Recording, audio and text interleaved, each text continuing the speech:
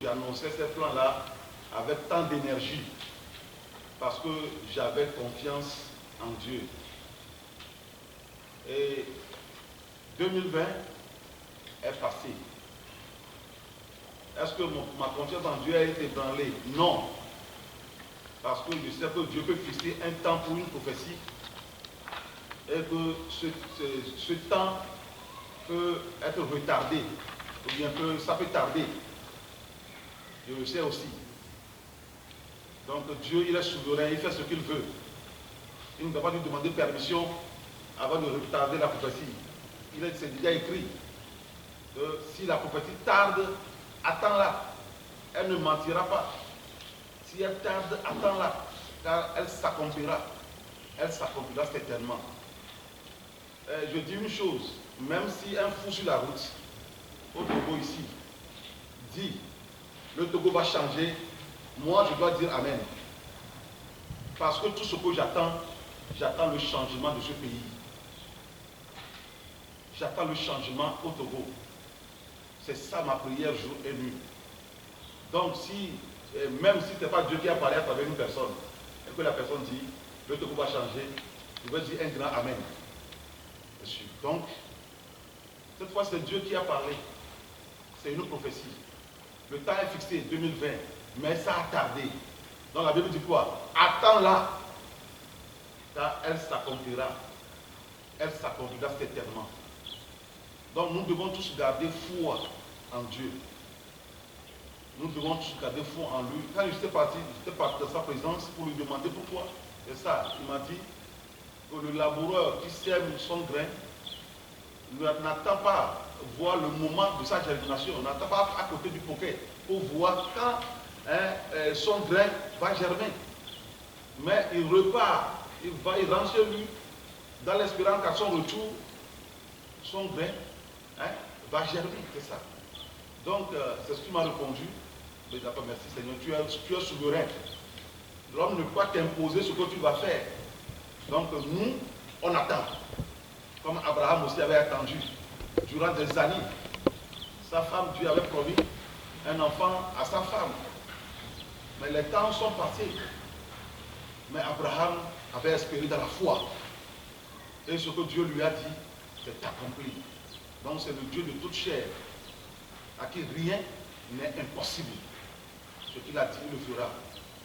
Bon, secondo, nous, en tant qu'Africains, Togolais, nous n'allons pas laisser notre Afrique croupir dans l'esclavage. Nous ne sommes pas des bêtes. Nous ne sommes pas des animaux. Ce qui se passe en Afrique, nous le voyons tous. Comment les Africains sont tués. Comment les Africains sont gérés. Nous le voyons tous. C'est dimanche 7 février 2021 que je priais pour l'Afrique. J'étais devant le Seigneur, ce grand Dieu que moi j'ai rencontré. Parce que moi je ne parle pas d'un Dieu des Blancs comme les Africains le disent maintenant, que c'est le Dieu des Blancs. Je l'ai rencontré moi-même.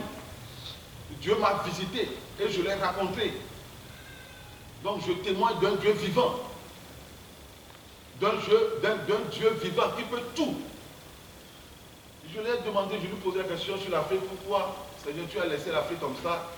Pourquoi l'Afrique est toujours esclave? Et j'ai introduit ça. Pourquoi tu laisses les Blancs nous oppresser? Pourquoi tu les... Et Dieu m'a répondu. Il m'a dit, mon fils, si l'Afrique est esclave, c'est à cause de la malhonnêteté des Africains que l'Afrique est esclave.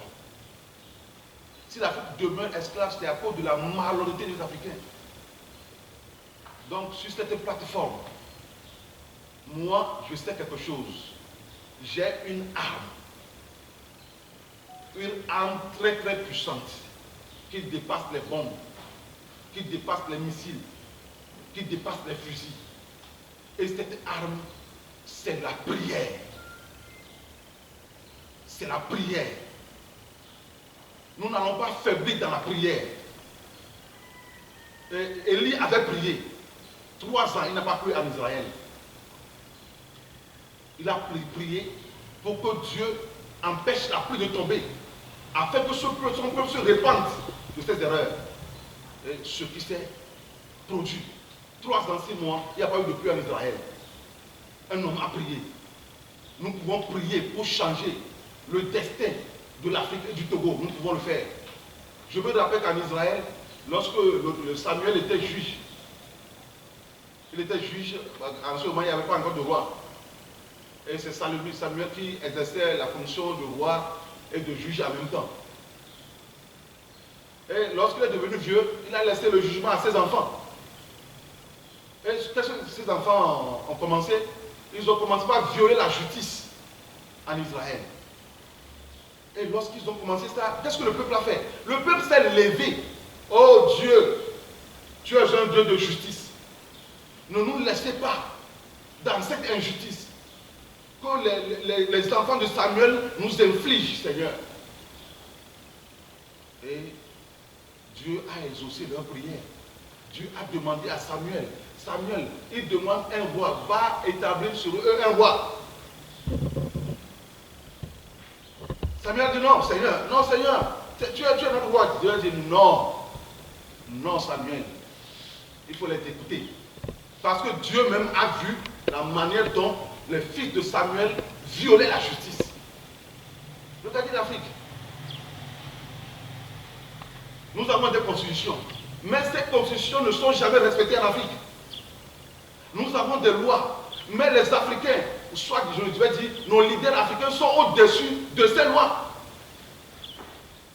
Or, la Bible dit que c'est la justice qui élève une nation. Mais le